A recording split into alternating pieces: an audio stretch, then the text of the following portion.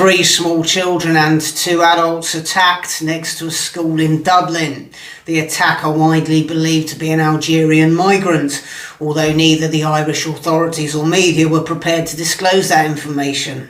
Like so many people across Europe, Irish people have been expressing concern about mass uncontrolled immigration for several years now, increasingly seeing busloads of fake asylum seekers dumped in small town communities. And anyone expressing concern about this, about the safety of children, has been labelled far right and silenced with hate speech laws. Understandably disgusted, Irish people took to the streets of Dublin following this knife attack and remonstrated with the police, rioted, set police cars on fire, threw fireworks at the police, smashed and looted shops. Well, you reap what you sow, don't you? When a government has silenced its people, the mainstream media keeps lying to them, gaslighting them day after day, when migrants are trying to murder their children and the police are traitors to their nation. What is there left to do but set everything on fire? Powerless and disenfranchised, what options do people have when they see their country invaded and their culture destroyed?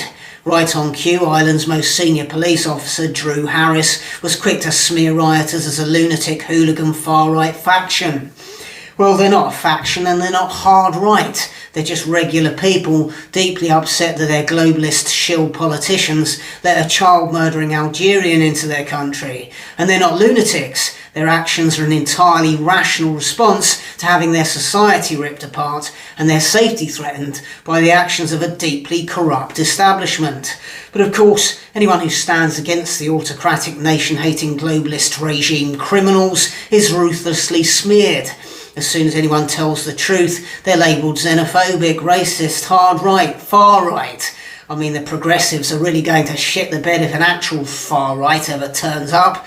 They'll have to come up with an entirely new name for them. The far right, the extra far harder than hard right, the super ultra jumbo out of control turbo fascists. And let's not forget when BLM or Hamas supporters riot, it's stunning and brave, and the police are there on the sidelines cheering them on. But when law-abiding citizens protest against violent crimes perpetrated by imported criminals, they're treated as far-right terrorists in their own country. All those pompous leftists, appalled by a few burning police cars and a footlocker being looted, had better brace themselves, because there's far worse to come, and it's of their own making.